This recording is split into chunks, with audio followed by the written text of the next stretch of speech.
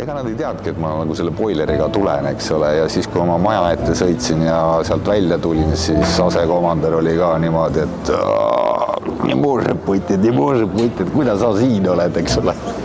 Ja ma ütlesin, et komandör ütles, et teil on saun katki, boiler on katki, et ma tõin teile boileri, siis nad ei uskunud lihtsalt seda, et see oli lihtsalt nii ebareaalne, et kõrval just S30 oli paugu teinud, maha maandunud, eks ole, oli suur kraater ja siis järsku tuuakse Eestis boiler teile.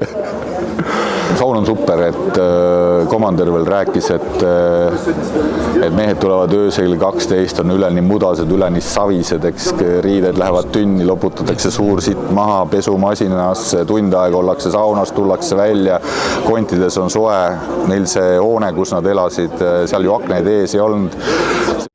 Ja kui sul on saunas kontides soe sees, sa magadki öö läbi, eks, ja üks teine kombat, pataljoni komandör, kes neil kõrvalpositsioonidel oli ka käinud komandöri käest küsimus, et mida sa sisse enda meestele söödad, et tüübid tulevad ööse või varahommiku positsioonile, mängivad kaarte, on jumala õnnelikud, eks ole, et minu mehed võdisevad, värisevad kogu aeg, eks.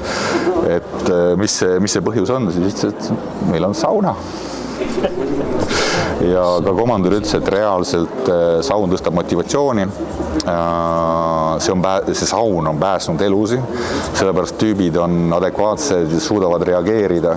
Kui kõrvalpataljoni omad lähevad positsioonilt, viiakse 2-3 päeva pärast koju, siis nad kraabivad nugadega riiete pealt seda savi ja mustust maha ja see on kole, see on väga kole.